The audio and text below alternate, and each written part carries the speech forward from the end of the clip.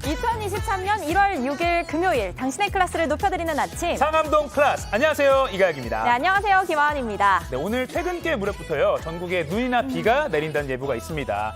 특히 수도권은 곳에 따라 많은 눈이 올 수도 있다고 하니까 지금 외출 전이신 분들은 네. 미리 대비해서 나가시면 좋겠습니다. 네, 어제 생방송 시청 인증 사진 저희가 뽑은 두 분 자막 나가고 있습니다. 알찬 아침을 열어주는 상암동 클래스, 핫하고 재미와 정보가 가득 이러면서 시청률 쑥쑥 10% 꼬고라고 해주신 하하연정님 고맙습니다. 10%. 네, 이 하하연정님 같은 애정을 가지신 분들이 한 500만 명만 있으면 될 것 같은데요. 네, 유익한 정보도 얻고 늘 재밌게 시청하고 있습니다라고 올려주신 옴권님도 고맙습니다. 두 분께 영화 관람권 보내드립니다. 네, 오늘도 방송 끝나고 두 분 저희가 직접 뽑습니다. 생방송 보고 계신 인증샷 찍어서 여러분의 인스타그램에 올려주시면 되는데요.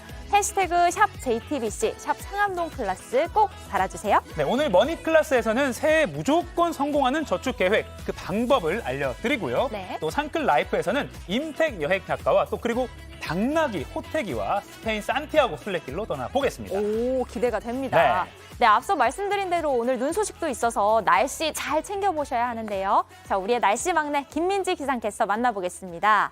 네, 김민지 기상캐스터, 오늘 소한인데 소한의 추위가 어느 정도일까요? 네, 오늘 절기상 작은 추위를 뜻하는 소환입니다. 하지만 예년 기온을 웃돌면서 큰 추위는 없겠는데요. 새해 첫 주말을 앞두고 야외 활동 나가기에도 큰 무리는 없겠습니다. 다만 추위가 잠잠해진 틈을 타서 눈비 소식이 비집고 들어왔습니다. 오늘 낮 제주도를 시작으로 늦은 오후부터 전국에 비나 눈이 확대되겠습니다. 특히 오늘 밤부터 내일 오전 사이 중부 내륙과 경북 내륙에 많은 눈이 내리겠는데요. 서울을 포함한 수도권은 1에서 5cm, 강원 내륙 산지는 최대 10cm 이상까지 내려 대설특보가 내려질 가능성이 있겠습니다. 오늘 서울의 낮 기온은 6도까지 오르겠고요. 내일 아침은 영하권에서 벗어나겠습니다. 눈비 소식으로 전국이 대체로 흐린 가운데 미세먼지도 말썽입니다. 강원 영동을 제외한 대부분 지역의 초미세먼지 농도 나쁨 수준 보이겠고요. 충북과 남부지방은 오전에 일시적으로 매우 나쁨까지 치솟겠습니다. 현재 서울, 대전 영하 4도, 대구 영하 3도 보이고 있고요. 낮 기온 대전 8도, 대구, 창원 9도, 부산은 10도까지 오르겠습니다. 당분간 큰 추위는 없겠지만 겨울은 겨울입니다. 옷차림 늘 든든하게 해주시고요. 오늘 퇴근길에 눈비 소식이 들어있어서 도로가 많이 미끄럽겠습니다. 교통안전에도 유의해 주셔야겠습니다. 날씨였습니다. 아주 상쾌한 아침을 맞이하는 손쉬운 방법, 생방송 상암동 클래스, 네이버 뉴스나 유튜브 JTBC 뉴스 계정으로도 실시간으로 보실 수 있습니다. 끝까지 상클해 주시고요. 네. 이어서 교통 상황 알아보겠습니다. 한국도로공사 나와주세요. 네, 날씨 정보 들으셨을 텐데요. 늦은 오후부터 눈비 예보가 있습니다. 퇴근길 혼잡 예상되는 만큼 차 두고 출근하는 분 많은지 평소보다는 정체가 덜한 편인데요. 그나마 서울 시내도로 중에서는 강변북로 방화대교부터 한강대교까지, 올림픽대로 행주부터 한강대교까지 강동쪽 이동이 어렵고요. 제2경인선은 통행 재개된 곳이 늘면서 대체로 도로 상황도 수월해졌습니다. 하지만 여전히 북의왕에서 산막 사이로는 통제가 되고 있죠. 네, 주변 다른 나들목으로 진출하려는 차량들로 진출로 쪽 혼잡마저 지금은 없는 상황이고요. 다만 우회할 수 있는 수도권 제2순환선은 일산에서 판교 방향, 하기나 청계 주변 지나기가 다소 버겁습니다. 또 수도권 제2순환선 구리에서 판교 방향도 남양주부터 하남까지 길게 막힙니다. 경부선 서울 쪽으로는 달래내 고개부터 반포까지 정체입니다. 이번 주말 나들이 차량은 지난주보다 줄어 서울에서 양양까지 많이 막혀도 2시간 반 정도로 안 밀릴 때보다 40분 정도만 더 예상하시면 되겠습니다. 고속도로 교통방송이었습니다.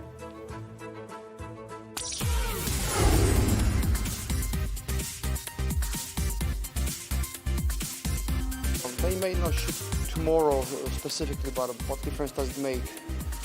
They're gonna carry on shooting the day after tomorrow.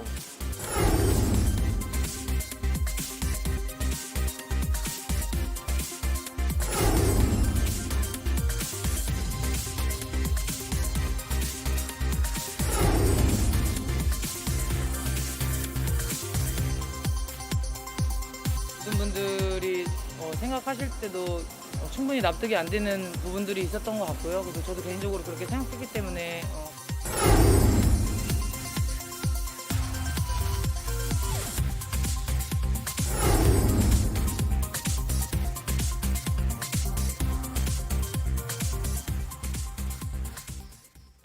푸틴 러시아 대통령이 우크라이나와의 전쟁에 참전 중인 자국 군인들에게 36시간 동안 휴전할 것을 명령했습니다. 시한부이긴 하지만 이렇게 전면적인 휴전을 지시한 건 이번이 처음입니다. 러시아 정교회 성탄절을 기념하기 위해서라는데 우크라이나의 반응은 냉소적입니다. 오늘의 첫 소식 정아람 기자가 보도합니다. 푸틴 러시아 대통령이 우크라이나전에 참전 중인 러시아 군인들에게 휴전을 지시한 건 6일 정오부터 7일까지 36시간입니다. 오는 7일인 정교회 성탄절을 기념한다는 이유에서입니다. 러시아 정교회의 키릴 총대주교는 푸틴에게 휴전하고 정교회 성탄절을 기념해달라고 요청했습니다. 지난해 2월 러시아가 우크라이나를 침공한 이후 전면적인 휴전을 발표한 건 이번이 처음입니다. 유엔은 환영의 뜻을 밝혔습니다. The possibility that this holy period be respected with a cessation of all hostilities is always welcome by the Secretary General, knowing that this will not replace a just peace. 하지만 우크라이나 반응은 싸늘합니다. Я считаю, що це лицемірство. Так що 31 грудня ніякої тиші не було. І ми під такі бомбьошки ми зустрічали Новий рік. Я вважаю, що це лицемірство. 미하일로 포돌야크 우크라이나 대통령 보좌관도 자신의 트위터에 위선적인 행위를 그만하라며 러시아가 우크라이나 점령지를 떠나야만 일시적인 휴전도 가능하다고 비판했습니다. 이런 가운데 우크라이나는 지난해 연말 러시아군의 임시 숙소를 포격해 1,000명이 넘는 러시아군 사상자가 나왔다고 밝혔습니다. 하지만 러시아는 이보다 훨씬 적은 약 90명의 러시아군 사상자가 발생했다고 발표했습니다. JTBC 정아람입니다. 갖은 구설수에 시달리던 영국 왕실에 또 한 번 세간의 이목이 집중되고 있습니다. 찰스 3세 국왕의 둘째 아들 해리 왕자가 다음 주 발간될 자서전에서 형인 윌리엄 왕세자에게 폭행을 당한 사실을 폭로하면서입니다.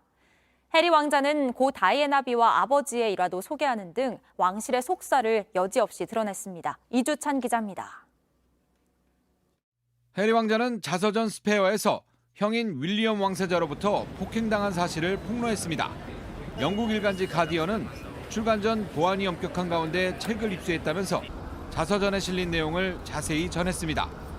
해리 왕자는 2019년 런던 켄싱턴 궁에서 현 윌리엄이 자신의 배우자인 메건 마크를 까다롭고 무례하며 사람들과 마찰을 일으킨다고 지적했으며 언쟁을 벌이던 중 내 옷깃을 잡고 목걸이를 잡아채고 바닥에 쓰러뜨렸다면서 등 아래로 개밥 그릇이 깨지고 파편에 몸을 찔렸다고 썼습니다. 또 아버지인 찰스 3세에게 형과 함께 새엄마인 카밀라와의 결혼을 반대했다고도 털어놨습니다. 다만 카밀라가 동화 속 사악한 새엄마들 같을지 궁금했는데 그렇진 않았다고 밝혔습니다. 해리 왕자의 자서전에 대한 시민들의 반응은 엇갈립니다.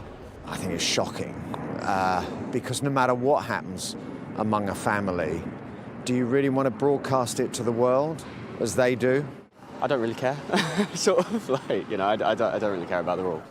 책 제목 스페어는 왕가와 귀족 집안의 차남을 가리키는 표현으로 장남은 지위와 권력과 재산을 이어받지만 차남은 장남에게 일이 생길 경우에 대비한 예비군에 불과하다는 뜻입니다.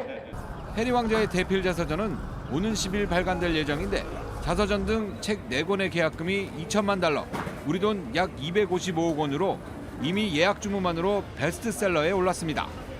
2020년 왕실로부터 재정적으로 독립한 해리 왕자 부부가 돈을 위해 출간했다는 분석도 나오고 있습니다. 영국 왕실은 해리 왕자 부부의 발언과 관련해서는 아직까지 대응하지 않고 있습니다. JTBC 이주찬입니다. 지난달 북한 무인기가 대통령 경호를 위해 설정한 서울 용산의 비행금지 구역까지 침범했는데도 우리 군이 이를 제때 파악조차 못한 사실이 뒤늦게 밝혀졌습니다. 일주일 전만 해도 비행금지 구역 침범 가능성을 지적하는 민주당을 향해 이적 행위라며 극구 부인하던 군이었는데요. 하지만 무인기는 대통령실 반경 3.7km 거리 비행금지 구역까지 침범했고 대통령실을 촬영했을 가능성까지 나왔습니다. 김재현 기자입니다. 지난달 북한 무인기 한 대가 서울 상공까지 침범하자 용산 대통령실을 노린 게 아니냐는 주장이 나왔습니다. 대통령실을 보호하려고 설정해 놓은 비행 금지 구역을 침범했을 가능성이 있다는 겁니다. 그 안을 통과했을 확률이 많아요. 용산을 지나갔느냐가 아니라 비행 금지 구역 안에 들어왔느냐 안 들어왔느냐를 봐야 되는 거예요. 군은 곧바로 강하게 부인했습니다. 적 무인기는 비행 금지 구역 P73을 통과하지 않았습니다. 다시 말씀드립니다. 적 무인기는 비행 금지 구역 P73을 침범하지 않았습니다. 사실이 아닌 근거 없는 이야기에 대해서 강한 유감을 표명합니다. 특히 야당의 주장은 이적 행위라고 비난했습니다. 사실이 아닌 내용을 마치 사실인 것처럼 이렇게 호도하는 것은 적을 이롭게 하는 행위라고도 생각합니다. 하지만 군 당국은 일주일 만에 말을 바꿨습니다. 군 관계자는 조사 결과 무인기가 비행 금지 구역 북쪽 끝 일부를 지난 걸로 보인다고 했습니다. 대통령실의 안위와 직결되는 비행 금지 구역이 뚫렸다는 걸 인정한 겁니다. 군 당국은 이 사실을 파악하는데도 사건이 발생한 지 열흘 가까이 걸렸습니다. 정보 분석 능력에도 구멍이 뚫린 게 아니냐는 지적이 나옵니다. JTBC 김재현입니다. 이태원 참사 진상규명을 위한 국정조사특별위원회가 오늘 두 번째 청문회를 엽니다.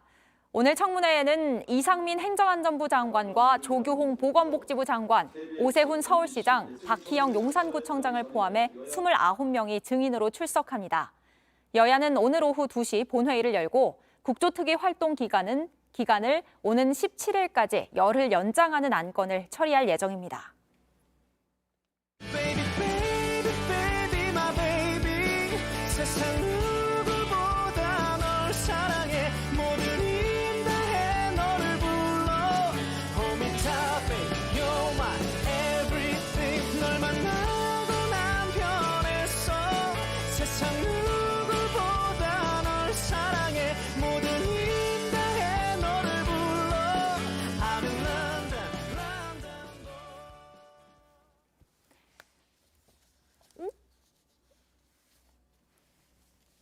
네, 두 분을 뽑아서 영화 관람권 드리는 생방송 인증샷 계속하고 있습니다.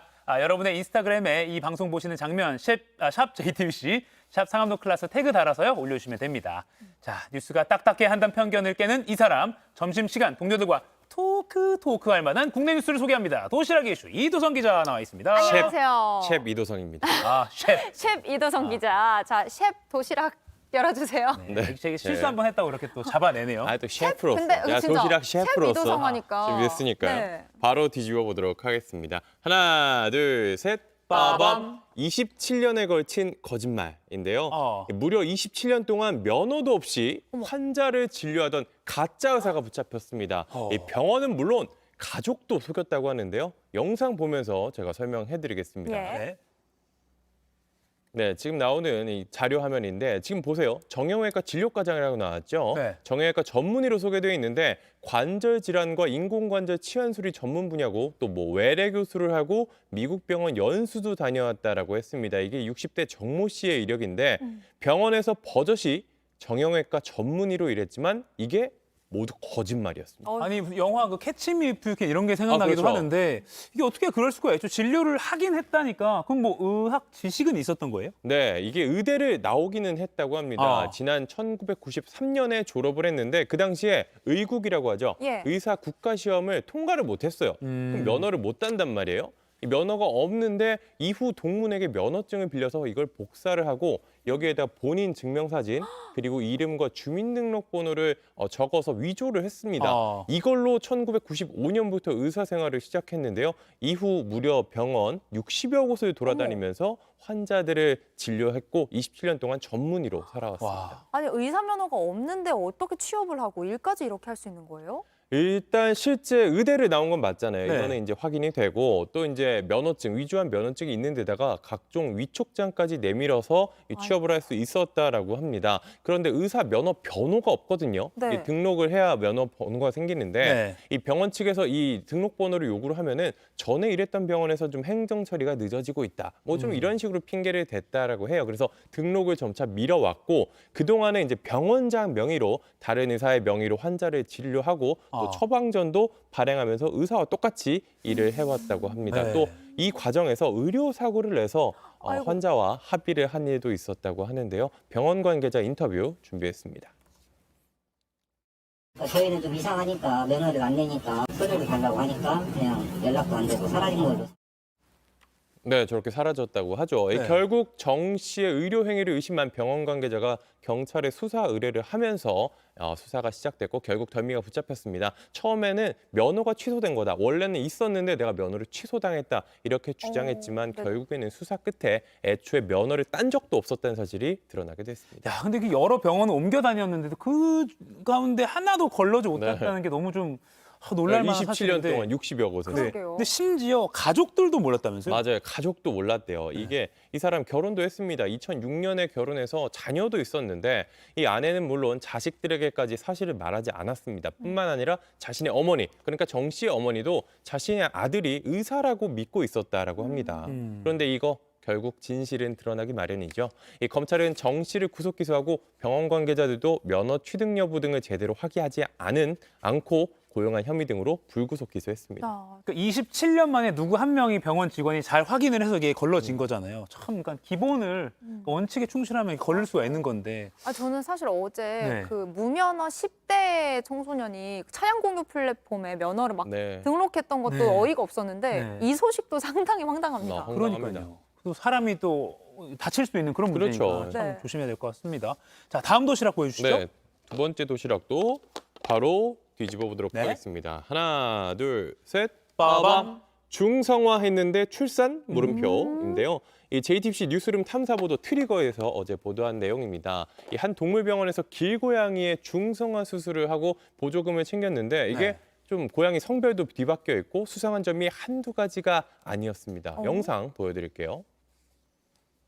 네, 귀여운 고양이.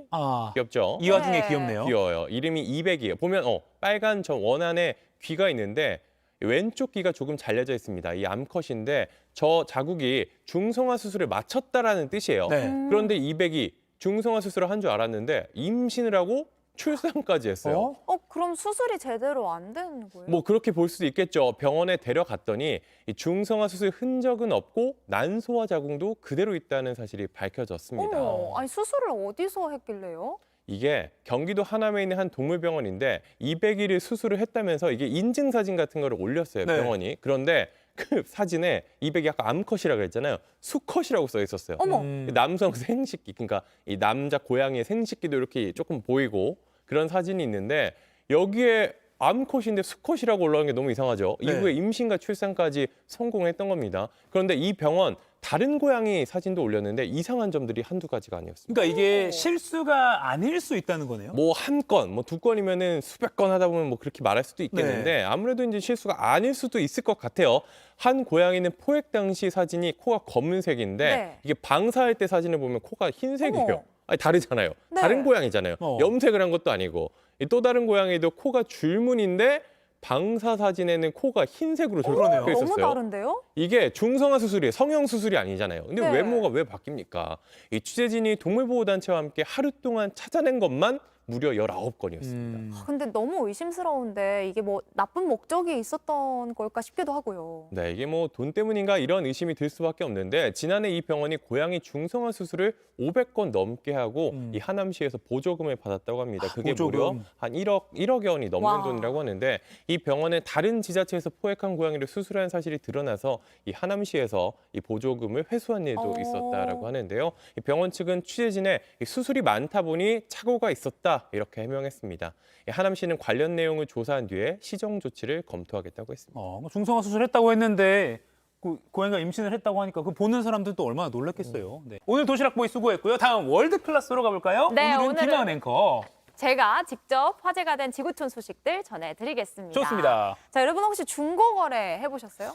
하죠. 뭐예요? 저는 또 이제 와이프 물건을 저한테 시켜가지고 이거 좀 돈 받아 갖고 오라고 해서 몇 번 해봤습니다. 땡땡 마켓. 네, 당땡 마켓.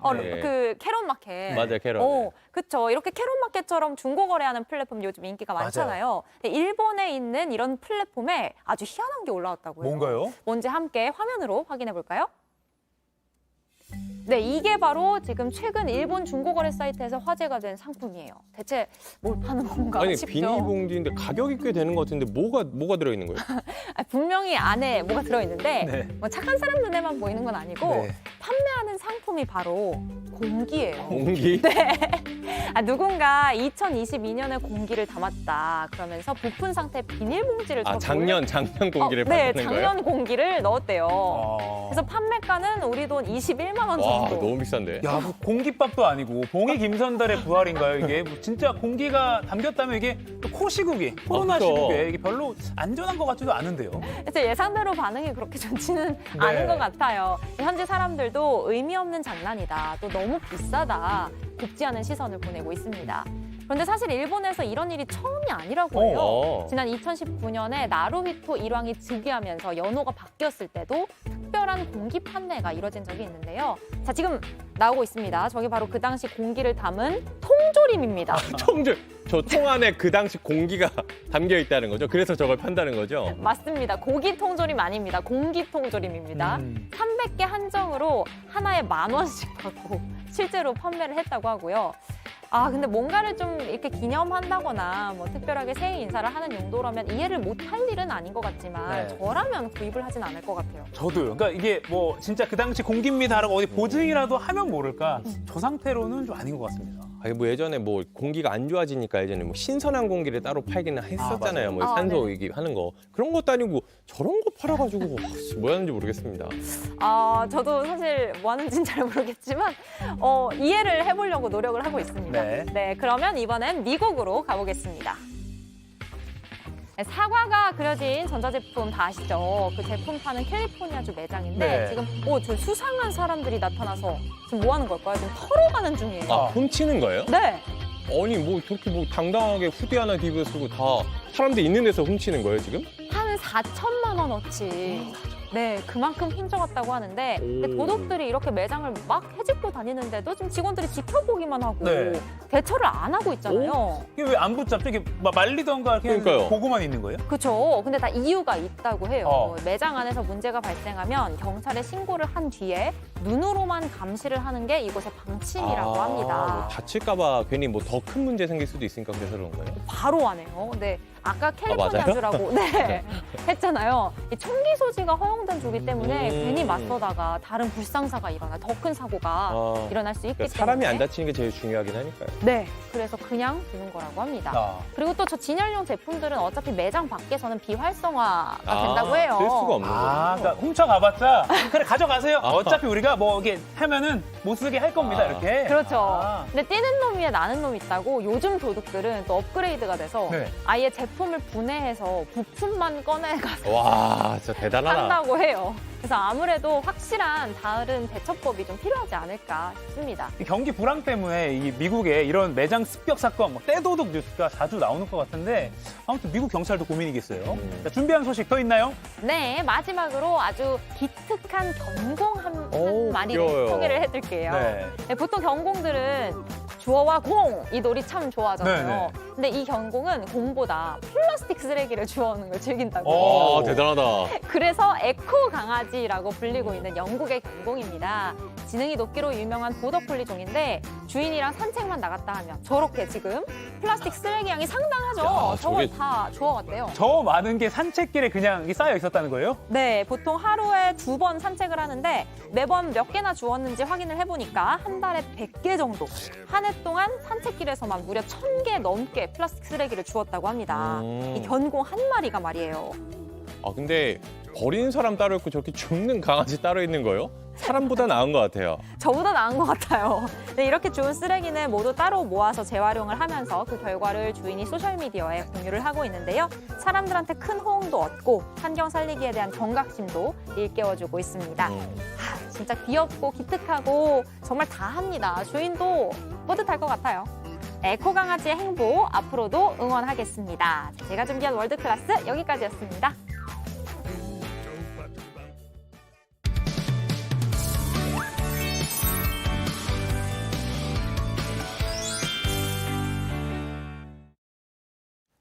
네, 지금 시각 8시 26분입니다. 저 같은 경알못, 경제를 잘 알지 못하는 사람을 위한 당장 내 돈이 되는 지식, 머니클래스. 오늘의 키워드 먼저 보시죠.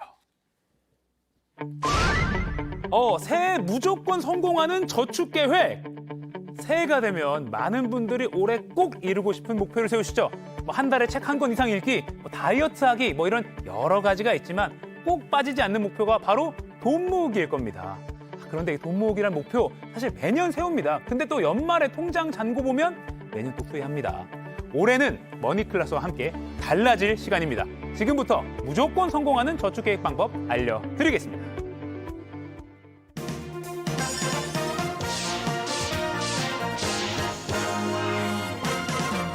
부자 되는 개념 쏙쏙 알려주는 손희의 금융 크리에이터와 얘기 나눠보겠습니다. 안녕하세요. 안녕하세요. 새해 복 많이 받으십시오. 새해 복 많이 받으세요.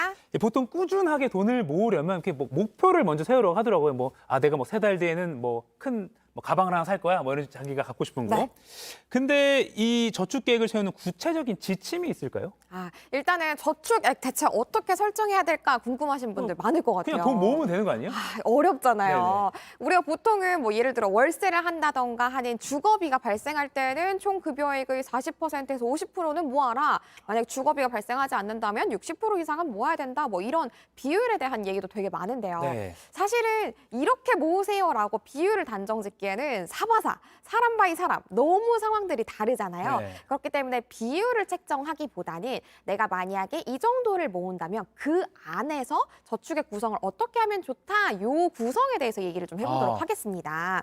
가령 제가 한 달에 100만 원씩 저축을 한다라고 가정을 한번 해봤어요. 네. 그러면 이 100만 원 중에서 어떻게 구성을 하면 좋을지 얘기를 할 텐데요. 최소 50% 정도는 정기 적금으로 저축을 하시는 게 좋겠습니다. 이 정기 적금이라는 거는 매달 저축하는 날짜도 정해져 있고 금액도 정해져 있잖아요. 그렇기 때문에 강제성을 띄어서 저축 습관을 오래 기르시기에 너무너무 좋은 방법이고요. 맞아요. 의지가 약할 때는 또 강제성이 필요합니다. 맞아요. 네네네. 그리고 이 중에서 40% 정도는 좀 유동 지출도 관리를 하기 위해서 우리가 수시 적금으로 저축을 하시는 게 좋겠습니다. 그리고 나머지 10%가 남았죠. 그냥 쓰면 되는 건가요? 아니요, 안 되죠.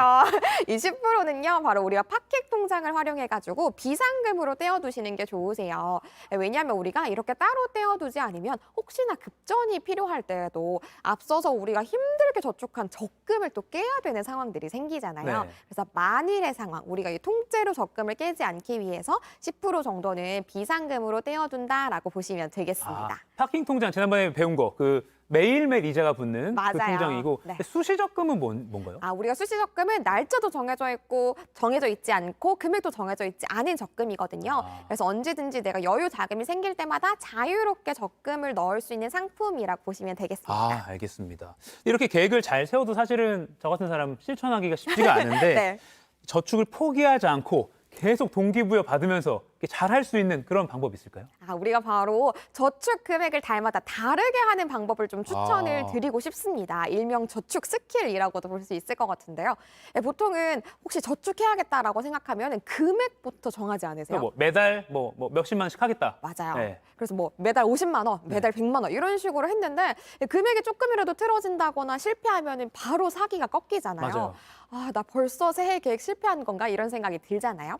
그래서 매달 정확하게 금액을 일치시키기보다는 매달 우리가 달마다 지출하는 상황도 다르다 보니까 내가 지출이 좀 많은 달에는 저축액을 좀 줄이고 지출이 좀 적은 달에는 저축액을 늘리는 방식으로 이걸 좀 조율을 하시다 보면은 효율성도 올라가고 저축에 대한 목표 달성 가능성도 훨씬 커지게 됩니다. 그래서 이런 것들을 좀 조율을 하시다 보면은 저축 실패, 새해 계획 실패하실 일이 없으신 거죠. 그러니까 새 계획 세울 때 항상 매달 얼마씩 딱 고정을 하기 마련인데 네. 발상의 전환이네요. 맞아요. 그러니까 좀 유동적으로 어느 달은 이렇게 다르게 해도 된다. 맞아요. 알겠습니다. 근데 그러려면 일단 한 해 지출부터 좀 체크를 해봐야겠네요. 이건 또 어떻게 하면 좋을까요? 당연한 말씀입니다. 네. 그러니까 1년 동안에 우리가 또 고정된 이벤트들이 있습니다. 네, 뭐 예를 들어서 이 나를 사랑하는 마음으로 생일도 챙겨야 되고요. 가족들의 생일도 챙겨야 되고, 그리고 명절 등의 다양한 고정 이벤트들이 있잖아요. 네. 이런 거를 이제 새해 1년 동안의 스케줄을 쭉 한번 정리를 한다면 이달에는 좀 돈이 많이 나가는구나. 이달에는 좀 돈이 적게 나가는구나. 이걸 한눈에 파악을 하실 수 있습니다. 제가 실제로 매년 작성하고 있는 이벤트 플래너를 한번 가져와 봤어요. 제가 실제로 작성을 한 건데요. 5월과 6월에 고정적인 이벤트를 한번 보면 일단 가족 여행을 제가 계획하고 있어서 한 60만 원 정도의 여유 자금이 필요하겠다라고 계획을 세웠고요. 그리고 또 어버이날에 30만 원 정도의 용돈 드릴 계획이고요. 네. 6월에는 동생 생일과 건강검진에 대한 이제 자금 계획을 세웠습니다. 이렇게 1년 동안 내가 고정적으로 혹은 예상되는 지출이 이 정도구나라는 걸 세워두면 내가 5월에는 좀 자금이 많이 필요하네. 6월도 남만치 않구나. 대신에 7월에는 좀 여유가 있구나. 이거를 우리가 파악을 할 수 있다 보니까 보통은 1년 저축하면 1,200만 원이 목표라면 당일 100만 원씩 이렇게 생각을 하지만 네. 언제가 여유 자금이 있는지 이런 걸 파악하면 무조건적으로 100만 원씩이 아니라 언제는 200만 원, 언제는 50만 원 이렇게 조율해가면서 저축을 할 수가 있는 거죠. 좋네요. 아마 한 이번 달 안에 이번 주말에 이렇게 딱 달력 펴놓고 언제는 엄마 생일, 네네. 뭐 언제는 어버이날 이렇게 해서 딱 지출을 계획을 세워놓으면 좋을 것 같습니다. 맞습니다. 꼭 기억해두면 좋을 것 같고요. 그러면 이제 저축 계획은 어떻게 세우면 좋을까요? 우리가 이렇게 이벤트 플랜까지 쭉 짰으면요. 여기에 플러스 내가 또 올해 갖고 싶은 거나 위시리스트들이 있을 수 네. 있잖아요. 이런 것까지 더해서 나머지 정말 저축액 목표를 얼만큼 세워야 되는가라고 해서 저축 플래너를 한번 또 써보면 좋습니다. 이것도 실제로 제가 한번 써봤는데요.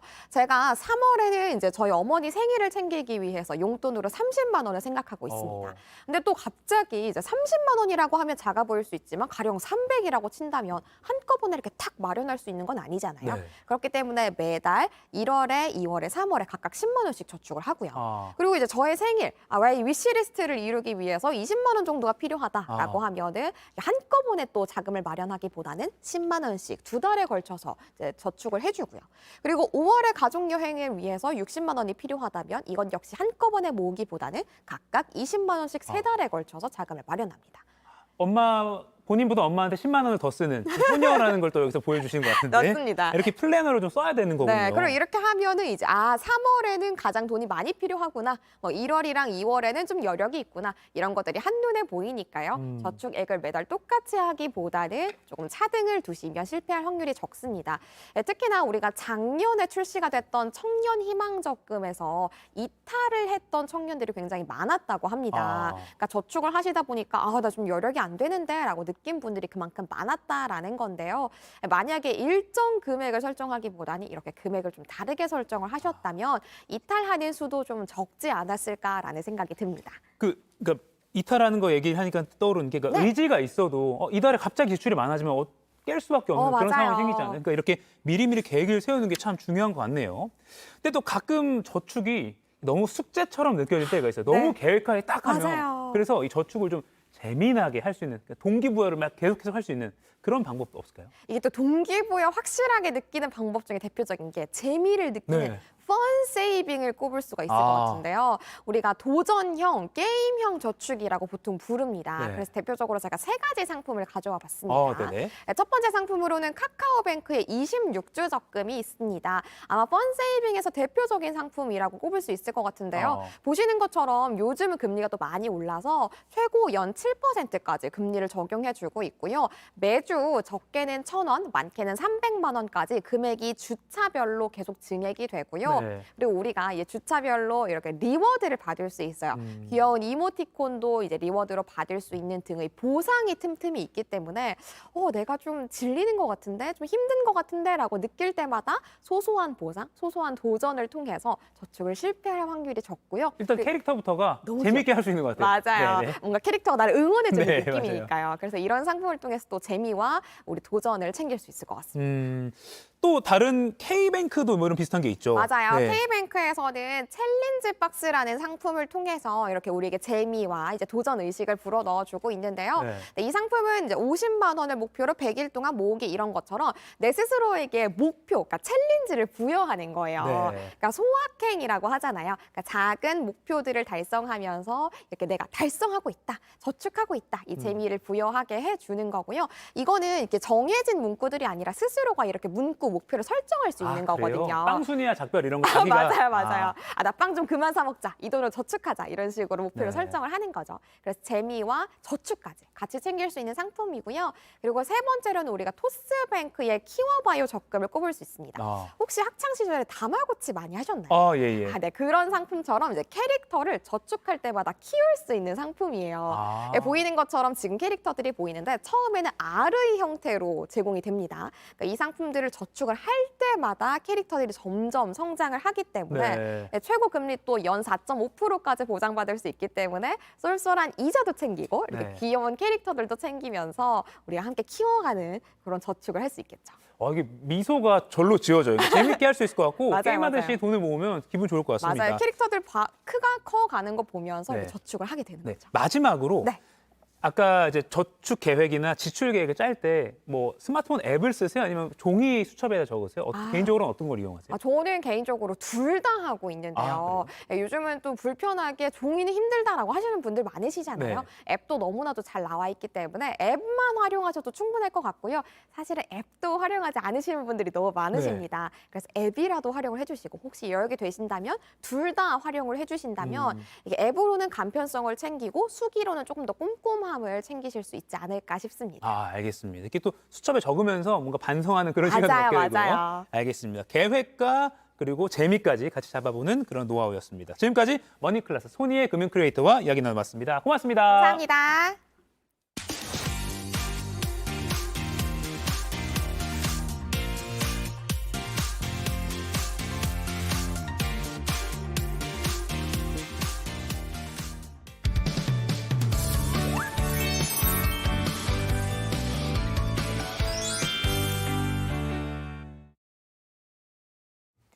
상클라이프 시작합니다. 매주 금요일 아침엔 우리 상클이 여러분의 일상에 작은 휴식을 선물해 드립니다. 자, 오늘 저희의 여행 길잡이가 되어주실 분 영상으로 먼저 만나보겠습니다. 네.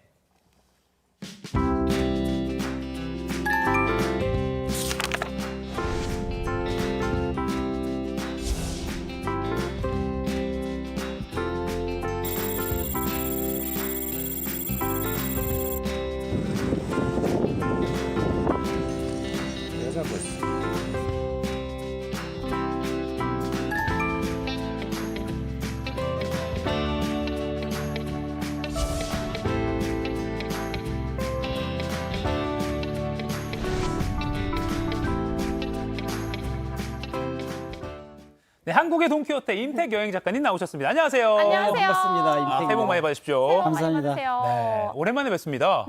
그런 것 같네요. 네. 네, 2년 만에. 그러게요. 그러네, 2년 만이네요. 어떻게 지내셨어요? 뭐 늘 하는 말로 재밌게 지냈습니다. 진짜? 그리고 연말 연시니까 저도 많이 쉬었고, 그리고 이제 올 한 해 또 여행 계획을 하니까 막 가슴이 벌렁벌렁 뛰면서, 이번에 제가 모로코 갑니다. 아까 영상에 잠깐 나왔는데 그 모로코 사하라 사막을 제 아내와 함께 갑니다. 진짜요? 네. 그것도 나중에 다녀오시면 꼭 한번 제가 전해주시면 좋겠어요. 네. 싸우시면 안 싸우면 못 전해주니까. 네. 절대 싸우지 말고. 사이좋게. 네.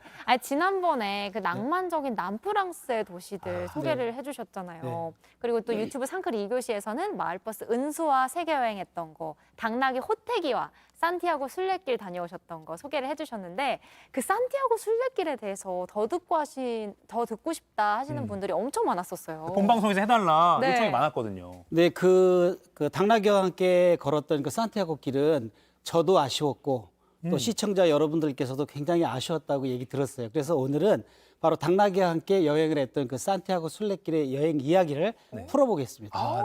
근데 이 산티아고 순례길이라는 게 사실 여행 좀 한다는 분들의 약간 버킷리스트예요. 여기 한번 좀 가보고 싶다. 근데 정확히 산티아고 순례길이 좀 뭔가요? 그 칠레 산티아고는 아니잖아요, 그렇죠? 네, 산티아고라는 그 도시가 전 세계에 많아요. 네, 그래서 근데 지금 소개해드릴 이 순례길의 끝인 바로 성지 산티아고는 바로 야고보라고 하는 그 예수님의 12제자 중에 한 분이신데 그분의 무덤이 거기 있고 그 무덤 위에 세워진 교회가 산티아고 콤포스텔라라는 그런 교회거든요. 거기가 성지예요. 그래서 거기까지 걸어가는 모든 길들을 다 산티아고 순례길이라고 하는데 제가 걸었던 길은 바로 프랑스길.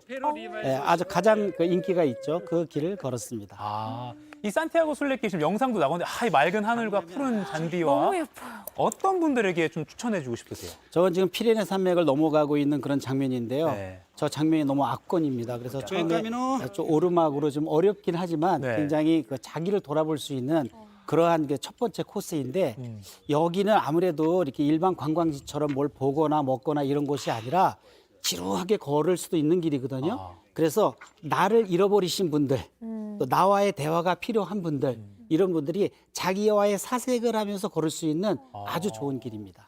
근데 이제 일단 체력이 좀 있어야 될 것 같은데 네. 그거 말고 구체적인 또 자격이나 조건이 있나요? 뭐 그 걸어가는 거니까요. 네. 우리가 뭐 특별히 준비할 건 없습니다. 네. 왜냐하면 우리 평생 걸었잖아요. 그러니까 네. 걷는 훈련은 따로 필요 없고 자기의 그 체력에 맞게 걸어가면 되는데 이 그 길을 걸을 때 반드시 필요한 증명서가 하나 있습니다. 증명서. 예, 바로 제가 가지고 나왔는데요. 이걸 크레덴셜이라고 하거든요. 크레덴셜. 일종의 여권이에요. 순례자 여권. 근데 이게 왜 필요하냐면은 네. 이제 그 첫 번째는 이게 있어야 가면서 이제 숙소들이 많아요. 그 알베르게라고 부르는 숙소들이 많은데 그 숙소에 이게 있어야만 입장이 가능하고 또 이제 우리 청년들이나 또 이렇게 전략하고 가시는 분들은 무료 알베르게, 무료 숙소를 운영할 수가 있잖아요. 그때 이게 없으면 입장이 안 돼요. 그리고 맨 나중에 이제 가는 곳마다 이렇게 저기 도장이 나오네요. 네. 그럼 많은 이제 도장을 찍게 되는데 이 도장을 찍은 걸 보고 그 종착점 산티아고 콤포스텔라 사무소에서 완주 증명서라는 거를 발급해 줍니다. 이 그러니까 도장이 다 있어야지. 네, 그걸 이게 해주는 없으면은 거군요. 그 여러 가지 불편한 게 많아요. 이걸 순례자 여권, 그러니까 크레덴셜이라고 크레덴셜이라고 부릅니다. 한 번만 이렇게 펼쳐주세요. 네, 네. 시청자분들 요거를 발급하는 장소는 도장 좀 보여주십시오. 네, 처음에 출발할 때 네, 멋있죠? 예, 뒤에도 있습니다. 와, 몇 굉장히 개입니까, 많은 이게? 스폿을 찍고 오셨네요. 이게 약간 훈장과 다름없을 것 같아요. 일종의 그런 추억을 가지고 이야. 있죠. 네. 살고 다니까 이렇게.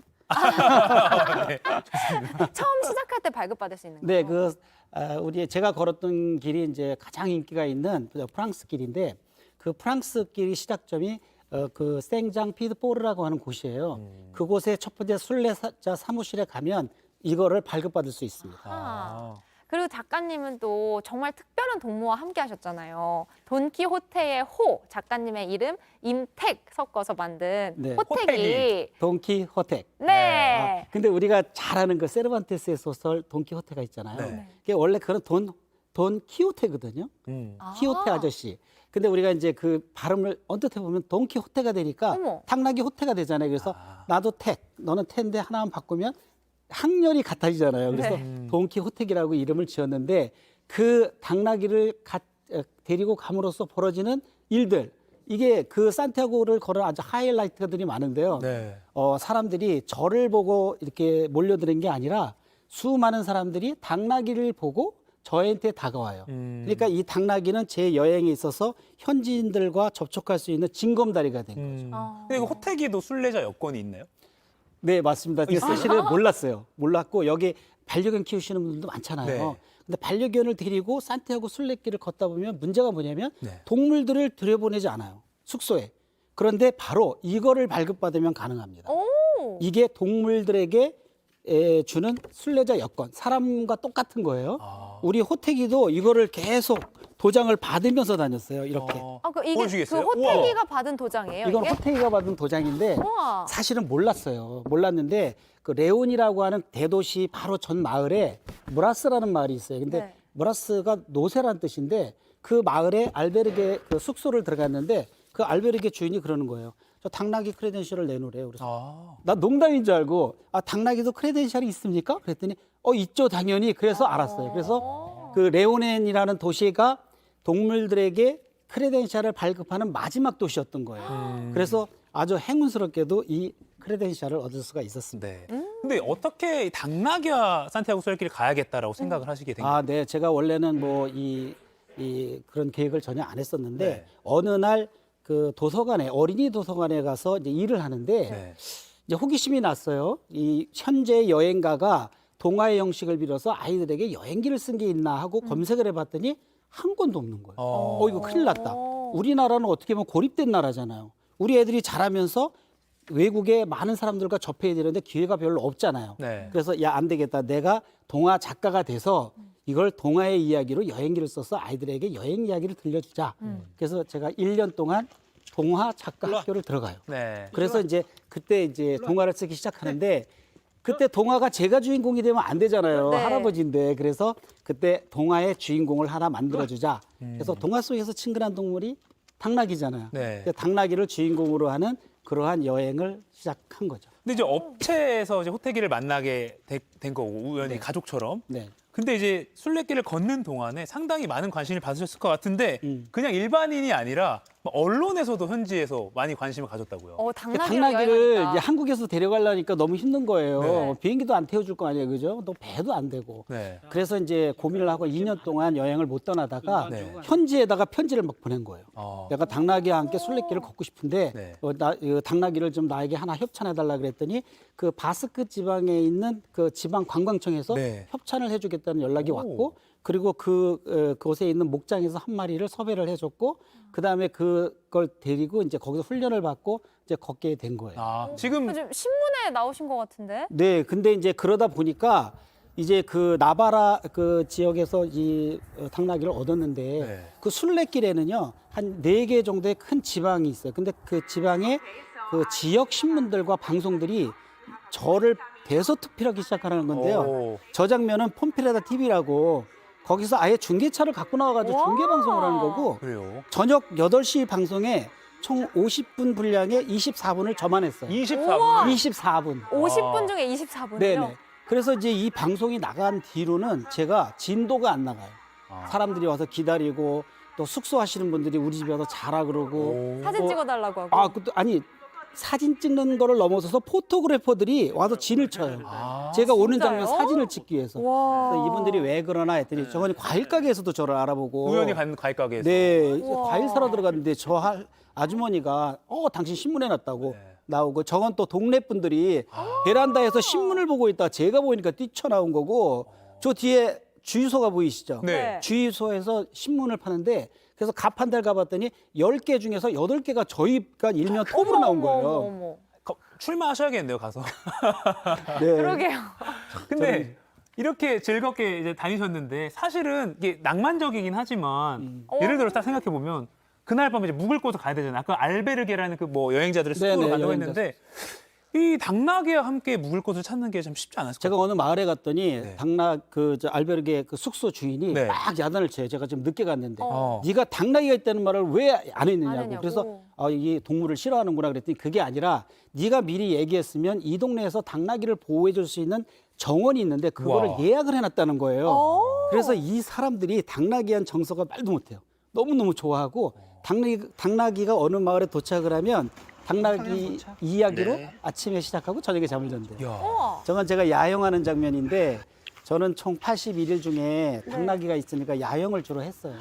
81일 중에 40일을 저렇게 텐트 치고 잤는데 저건 바로 옆집에서 이제 우리에게 관심을 보이고 네. 빨래도 널게 해주고 또 계란도 갖다 주고 또 사과도 던져주고 또 빵도 갖다 주고 막 이런 장면입니다. 스크램블드 에그를 딱. 네. 맛있겠는데요? 근데 숙소나 자 저기 보이죠? 저 네. 고리가 바로 숙소마다 있는 그러한 그 당나귀 당나귀를- 주차장. 그렇죠. 당나귀 주차장입니다. 묶어놓는 곳이군요. 저렇게 묶어놓는 거예요. 오. 근데 보통 분들은 잘 모르시죠. 당나귀가 없으니까 네. 다 있습니다. 저렇게. 근데 이렇게 뭐 식당이나 이런 데 갔을 때 싫어하는 경우 거부당하신 적은 없으세요? 절대 없습니다. 오히려 없고 식당 같은 데 가면 먹다 남은 빵들 있잖아요. 그 바삭바삭한 거. 네. 그거를 당나귀를 줘야 당나귀 그걸 먹거든요. 그러니까 그런 거를 모았다가 동네 분들이 모아서 갖다 줘요. 네, 그래서 이제 갖고 나오시네요. 저분은 이제 할머니신데 네. 동네를 다 돌아다니면서 먹지 않는 빵 내놔 그래가지고 바삭바삭한 빵을 모아다가 저렇게 먹여주고 저도 주는데 호태기도 빵을 좋아하는군요. 탄수화물을 굉장히 좋아해요. 저도 탄수화물을 참 근데 좋아해요. 제가 우리 그 당나귀 호태기의 덕을 많이 본 게 저렇게 준 빵을 쟤만 먹습니까? 저도 먹죠. 그렇죠. 네, 저는 거기다 버터 발라가지고 구워서 먹고 그래서 빵값은 거의 들지 않았다는 네. 거 저도. 네. 네. 저렇게 야. 먹습니다. 저희가 이렇게 재밌게 지금 듣고 있는데 또 시간이 훅훅 갑니다. 네. 벌써 시간이 다 되는 맞아. 거예요? 이제 또 근데 또 상클 2교시가 남아 있습니다. 아, 네. 유튜브 방송 남아 있으니까요. 근데 또 보니까 호태기가 이렇게 산티아고 성지에 도달하고 나서, 그러니까 마지막 목적지에 딱 도달하고 나서 이제 한국으로는 같이 갈 수 없잖아요. 이별할 이제는 때. 우리가 헤어져야 할 이 시간. 81일이 있으니까 나중에 점점 갈수록 정이 들어요. 네. 그러니까 나중에 목줄도 놓고 다니고 서로 이제 자유롭게 다니고 네. 그리고 제가 화장실만 가려고 해도 울어요. 엉엉대고 울어요. 그래서 어떻게 울어요? 제가 이런 생각을 했어요. 전 작가니까 보여줘야 돼서 헤어질 때 반드시 울 것 같아. 저 보세요. 얼마나 헤어지기 어려웠겠어요. 울 것 같아. 그래서 이틀 전에 아르바이트생을 하나 고용을 했어요. 왜냐하면 제가 헤어질 때 울 거 아니에요. 네. 그 우는 모습을 제가 셀카로 찍으면서 울을 수는 없잖아요. 웃기잖아요. 그래서 이제 그걸 좀 찍어달라고 해서 이제 저렇게 이제 찍어준 거예요. 근데 헤어지는 장면인데 이제 진짜 주인이 데려가는 모습이군요. 네, 진짜 주인이 왔습니다. 아리치라는 친구예요. 아. 네, 저렇게 갑니다. 가는데 너무 슬픈 거예요. 총 며칠을 함께 하신 거죠? 81일. 81일. 지금 막 정확히. 눈물을 흘리신다. 혹시 지금 호태기는 어떻게 지내는지 근황 아시죠? 지금 호태기는요, 그 마을에서 영웅이 됐어요. 왜냐면 산티아고 순례길은 스페인 사람들에게도 평생의 소원이거든요. 그런데 그 동네에서 산티아고 순례길을 완주한 사람이 한 명도 없대요. 근데 저 당나귀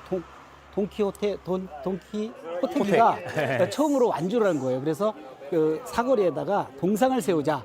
이런 얘기도 나온다고. 알겠습니다. 아 진짜 괜히 저도 호태기 한번 만나보고 싶기도 네. 하고. 네, 임택 작가님의 여행기 아직 마무리하기엔 아쉬운데 아쉬워요. 저희가 잠시 후 이어지는 유튜브 상클 2교시에서 더 많은 이야기 나눠볼게요. 일단은 잠시만 기다려주시면 감사하겠습니다. 고맙습니다. 고맙습니다.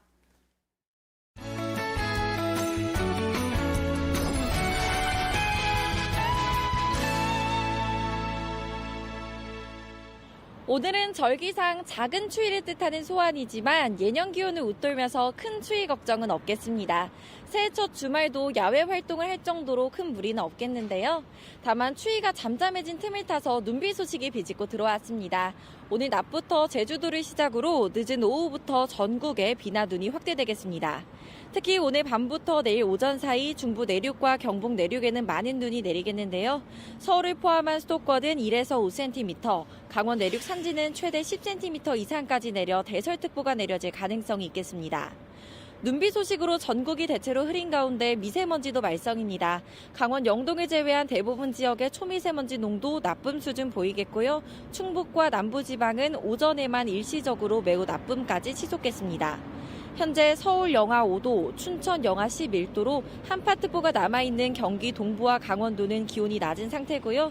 낮 기온 서울 6도, 대구, 창원 9도, 부산은 10도로 예년 기온을 다소 웃돌겠습니다. 오늘 내리는 눈비는 내일 오전에 대부분 그치겠고요. 이후 대체로 맑은 날씨와 함께 평년 기온을 웃돌겠습니다. 당분간 큰 추위는 없겠지만 지금 겨울이라는 점 염두에 두시고 주말 계획 세우시는 것이 좋겠습니다. 새해 첫 주도 고생 많으셨습니다. 날씨였습니다. 네, 눈비 소식도 미세먼지 오늘 야외 활동하실 때 참고하시기 바라고요. 오늘 상암동 클래스 본방송 끝나고 바로 유튜브로 상클 2교시가 이어집니다. 한국의 돈키호테 임팩 작가님과 당나귀 호태기 이야기도 더 나눠보고 겨울방학을 맞아서 아이들과 함께 떠나기 좋은 여행지 추천해드립니다. 네, 지금 TV 생방송 보고 계신 여러분, 자, 휴대폰 들고 카메라기는 켜주세요. 한 발짝 나가셔서 TV로 딱 찍으시면, 이 QR코드 찍으시면요, 바로 JTBC 뉴스 유튜브 계정으로 들어오실 수 있습니다. 네, 얼른 들어오셔서 질문이랑 댓글 많이 남겨주세요. 네, 그럼 잠시 후에 다시 뵙겠습니다. 오늘도 상클하세요.